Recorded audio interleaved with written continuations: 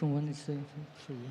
So, great. Next talk is by Vanessa Graber. Vanessa is also from Barcelona.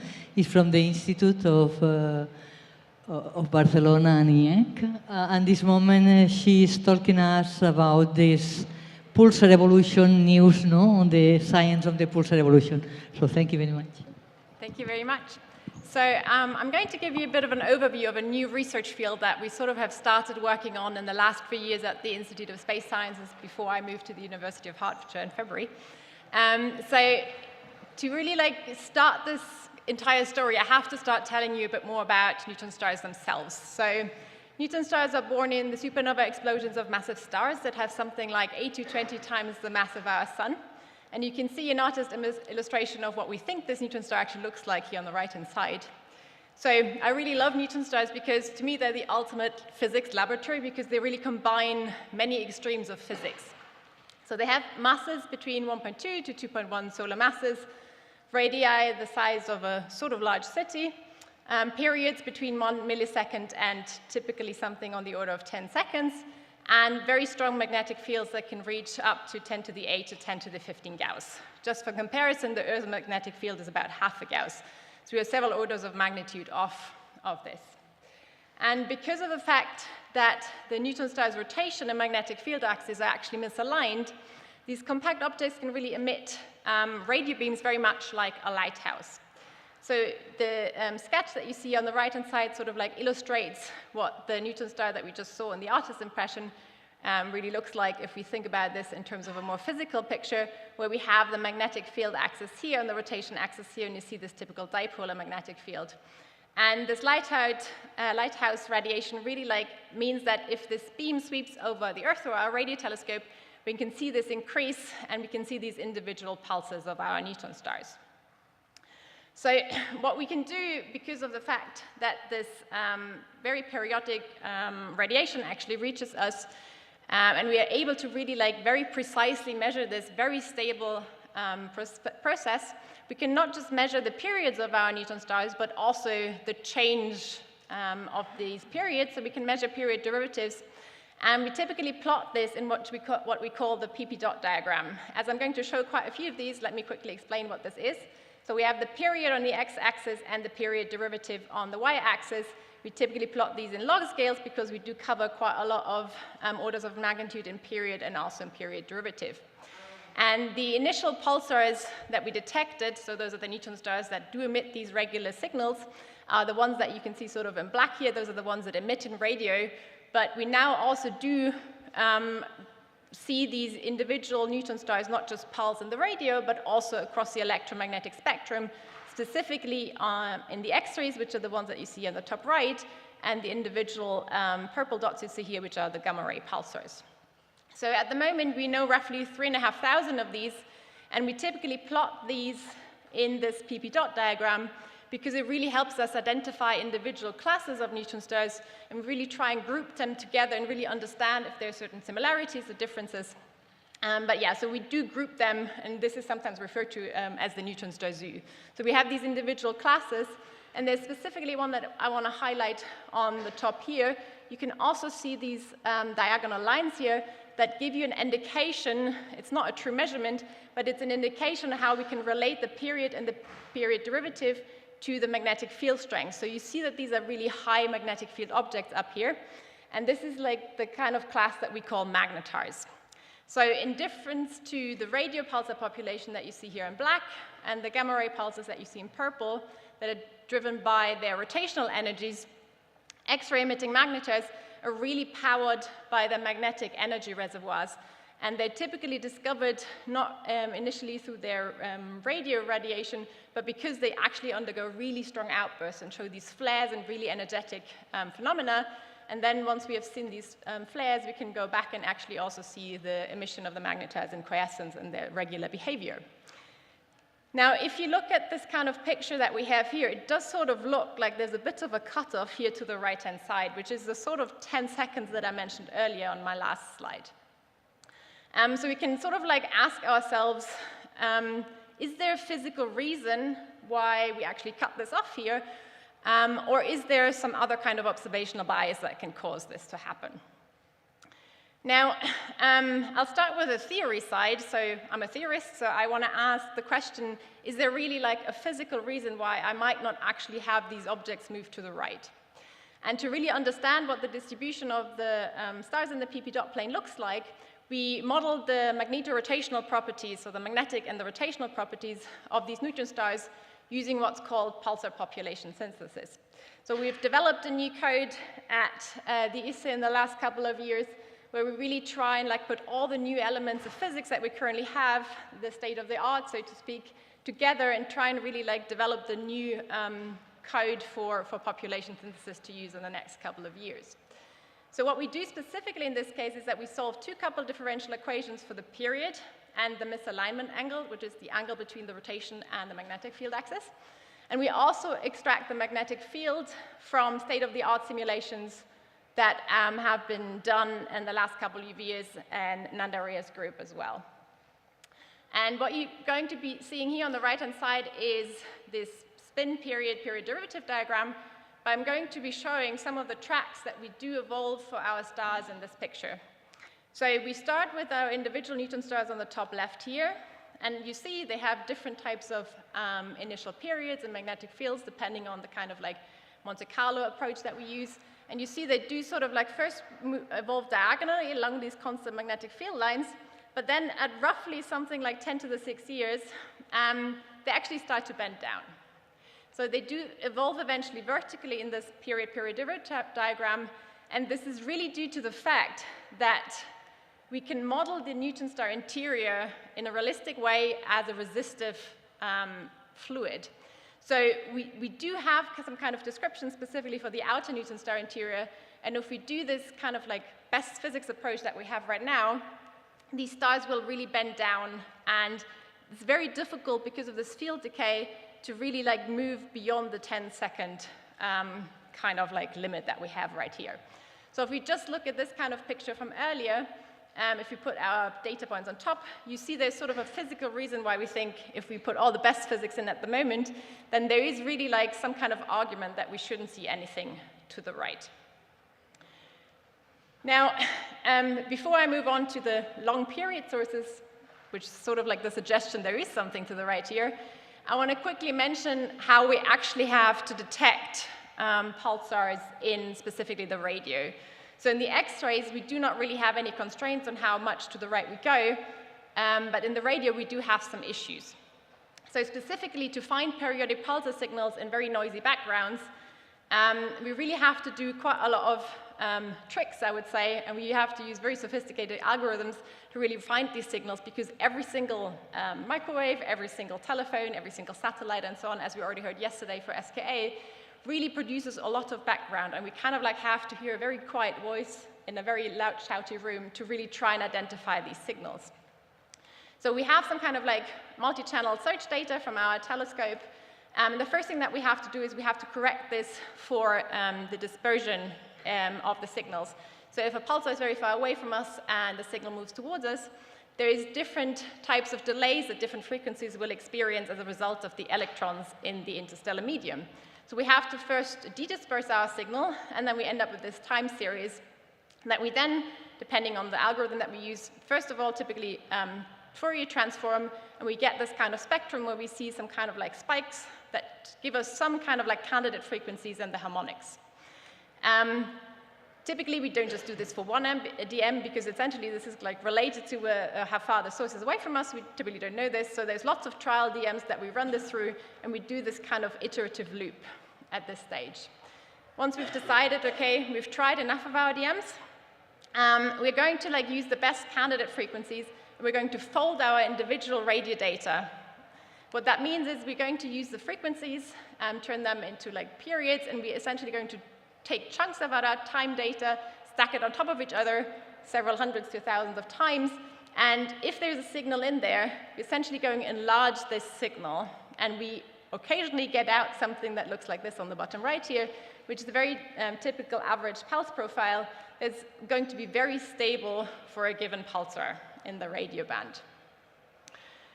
So the problem is really like if we use these FFT-based methods and other traditional search techniques, because there's also more advanced versions of the fast folding, or the folding algorithm, which is called the fast folding algorithm, or also single pulse searches, they're really struggling to detect sources above 60 seconds, because there's a lot of red noise to the side, so actually finding these long period signals in the data is really hard.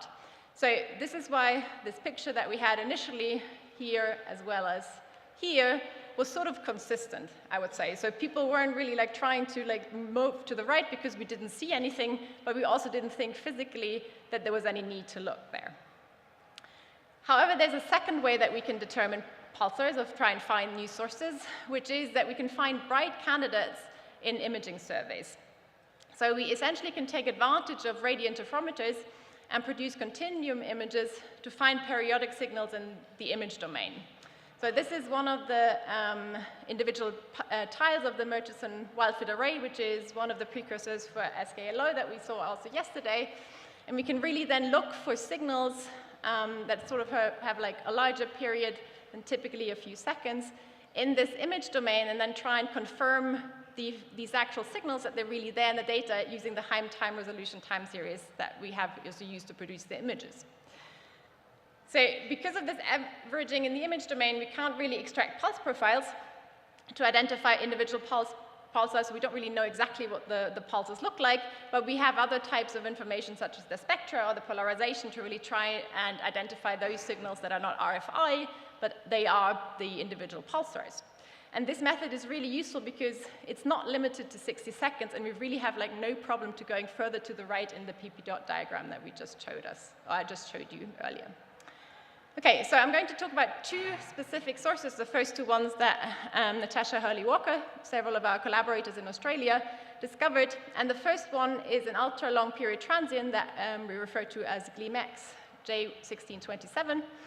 That was active for 2 months in the past 20 years, and it's got a distance of roughly 1.3 kiloparsec with those galactic coordinates. And this source has an emission of 18 minutes and a really variable pulse profile. You can see individual pulses over this 2-month period in 2018 here on the right-hand side. And the thing that really like sort of made people thought of or think of pulsars or neutron star pulsars to start with is the fact that the source is really strongly linearly polarized with roughly 90% and has a duty cycle of about 5%. The duty cycle is essentially the fraction of our individual period where the pulsar is on. So it's just the width of the pulse over the total pulse period. And these numbers really, if you're a pulsar person, these numbers really remind you a lot of what people know from normal radio pulsars, but also of FRBs, for example. So when this was discovered the first time, obviously the first thing that you do when you don't know what is going on, you use other telescopes and try and find the signal and try and really narrow down the source by using other kinds of wavelength information. And deep X-ray limits in quiescence, so once the source was off, when we compare those to other magnetizers that we currently know, it would really suggest that the source is really too cold to have a magnetized strength crustal magnetic field. So this doesn't really look like any of the magnetizers that we have right now. And at the same time, deep infrared and optical limits really rule out that this is a white dwarf in a binary with a main sequence star. And I will get back to these kind of like hypotheses in a little bit again. Now, the second source is in some sense really similar, in other senses really different, because this is one that wasn't just on for like a certain time period, but it's actually been continuously on for at least 35 years, because this is how far we could get back, go back in imaging surveys. So the very last one down here is from 1988. It's a bit further away, and it's got a very similar period with 21 minutes, and again, really variable pulse profile. It's got a slightly less linear polarization, but still quite a lot. It's also similar to pulsars and a somewhat larger duty cycle. And you can see the source in the actual image domain here. Now, different to magnetizers, which I said earlier, is magnetizers typically have outbursts, but this source is active all the time. It doesn't really show any X-ray activity concurrent with the radio emission like we would want for magnetizers. And currently, we don't really have proper infrared and optical limits because the source is actually too far away for us to rule out a counterpart at this stage. So the question is really, How many of these sources do we now have? I just showed you 2. We now have 6 new ones since 2022, and they all have periods greater than 60 seconds, so it does seem like they are more common than we initially thought. This is from a plot from just last week where CHIME detected this source here. This is a 420-second source, and I'm really excited about follow-up observations of this because this is actually the closest one of these with 170 parsec. So I'm really excited to see what's going to be found out about other wavelength information about this source in the next couple of months. So yeah, they do seem to be really common. Some of these are normal pulses like these 2 down here. There's also magnetar up here that we've already known for a little bit longer that doesn't have a radio counterpart. But for the other ones, the other 4 here at the moment, we really don't know what they are. Are they neutron stars? And if they are neutron stars, I showed you earlier this like simulation of our best physical knowledge that we have right now. Really, how do we make them happen? So the first thing that we can look at to really try and narrow down what's going on is we can look at this so-called radio transient plane, where we plot the pseudo-radial luminosity versus the product of the observing frequency times the variability timescale. And you see that there is this shaded region down here. Those are the regions where the brightness temperatures are too cold for really to the sources to have coherent radio emissions. So these are the ones we identify with incoherent emission processes, and these are all the ones with coherent radio emissions. And our long period transients are somewhere located here, and you see they're sort of close to the radio emitting magnetars in green, and the normal radio pulsars here in black, and those are the fast radio bursts up here, but they do sort of cover a slightly different parameter space. Now, if this is a neutron star, what can we do? So I said earlier, this is our best physical knowledge, but this doesn't necessarily mean that this is the end of the story because we might just be missing some physics.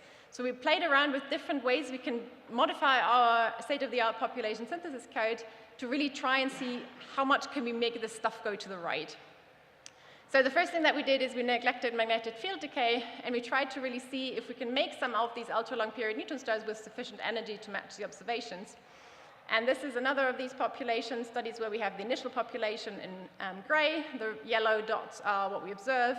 And the green 2 populations are the final populations, and the dark green ones are the ones that actually point the radio beam at us so we can observe them.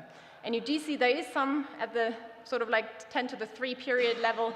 But the problem is if we look at their rotational energy reservoirs, which is what we really would want to really get the kind of luminosities that we observe, you see those dots here, and they're kind of above what we would want. So we really can't make these neutron stars, in this case, with sufficiently large energies. Another way that we can make long periods is by invoking fallback accretion. So we can have these scenarios where after the supernova, not all of the material is becoming unbound, but some of it has angular momentum, and when it falls back onto the compact object, it forms an accretion disk, and this accretion disk can interact with the central compact object. And specifically for some realistic fallback accretion rates and strong magnetic fields, we can enter what this so-called propeller phase, which is essentially a state where the matter is accreted into the closed field line region of the neutron star and hits the centrifugal barrier and is then subsequently flung out, like in a propeller, that acts as a really strong torque onto the neutron star. It can really get us to these very long periods. And we do manage to, so in this plot, this is the parameter region where we can make basically this gleam source happen. It's the very same thing for the other sources. I didn't add a plot for those in the interest of time.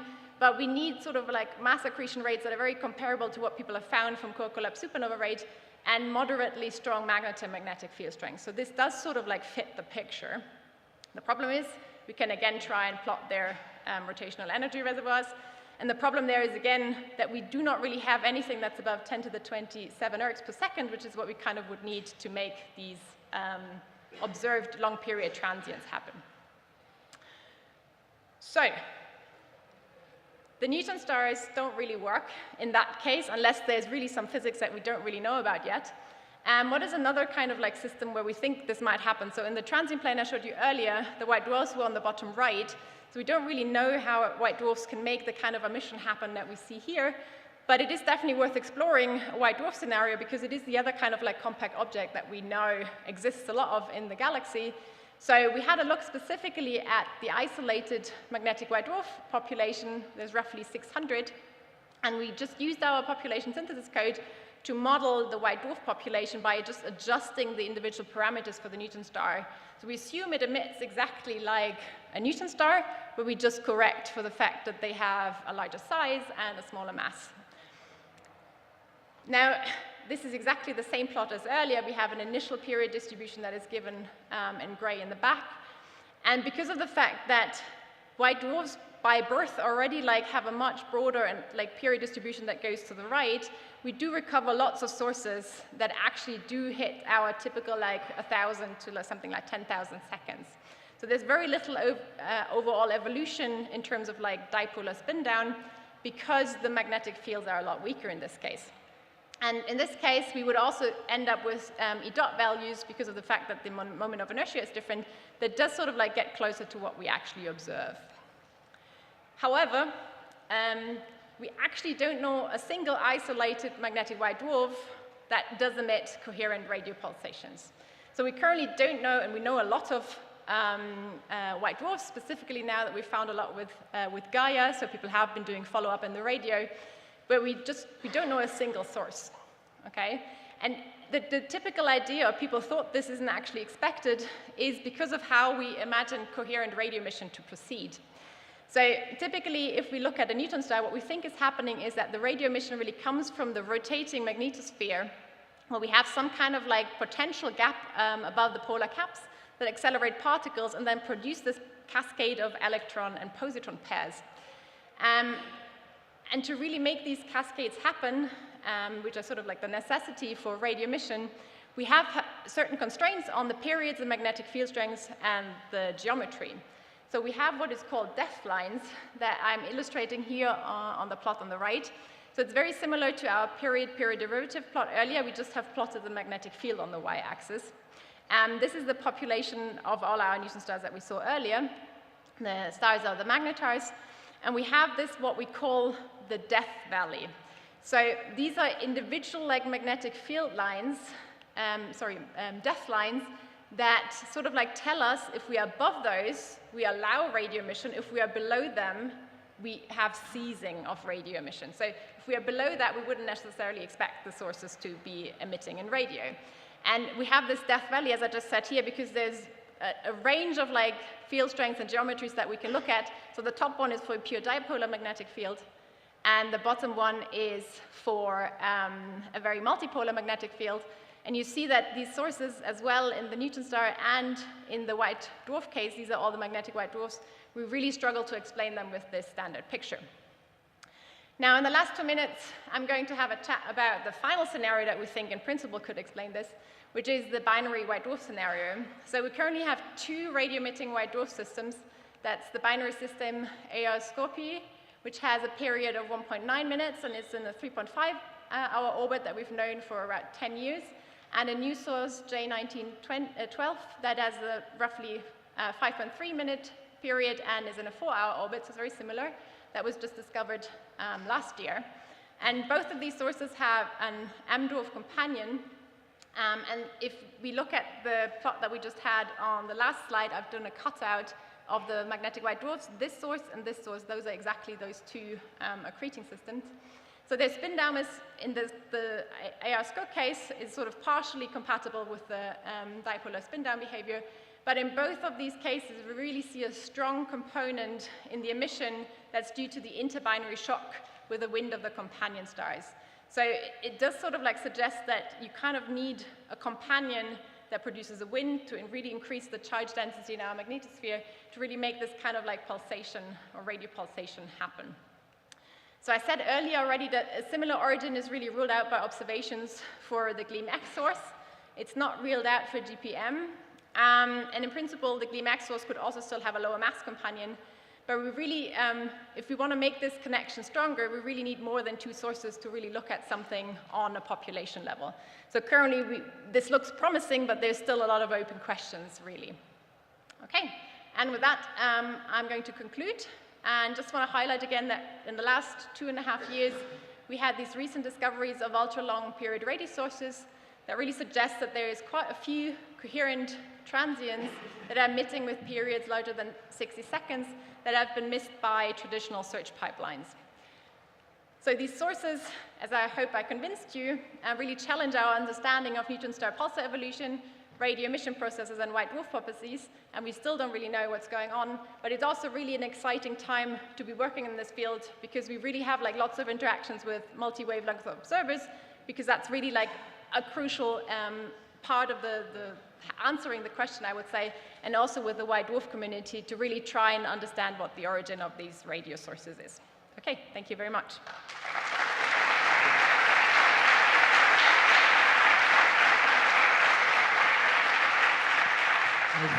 I think yes, you have convinced us that there are great challenges both in the theoretical and also in the observational domain. So it's time for one or two questions. One or two questions. I don't know if there is someone. Cannot look.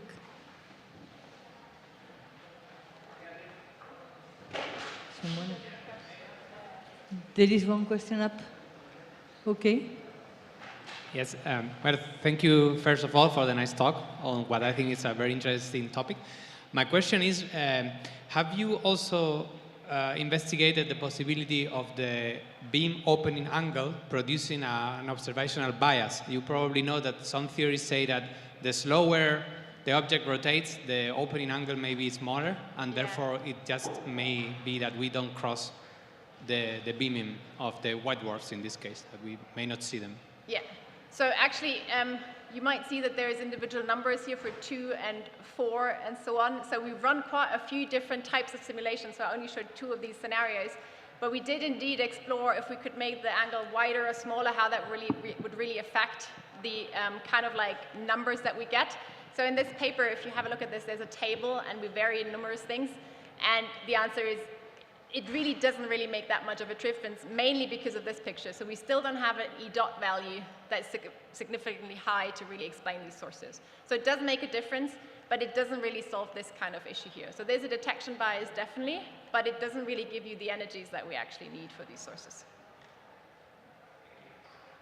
Thank you. Thank you.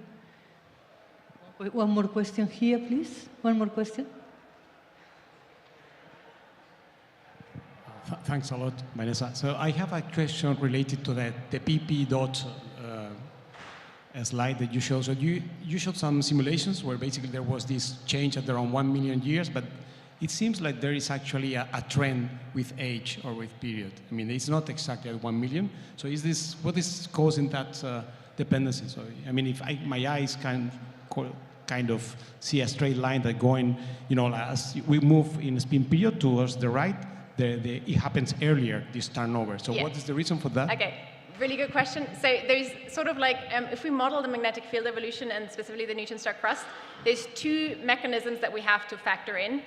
One is ohmic dissipation, which is like just a mechanism that is sort of like independent of the environment. It's just determined by essentially the microscopic properties of the electrons, and that really has like a fixed decay time scale.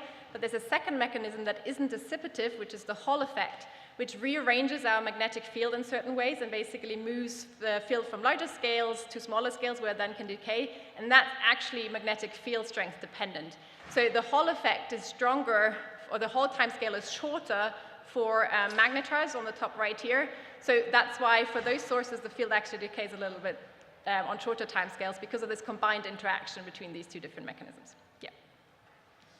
Thank you.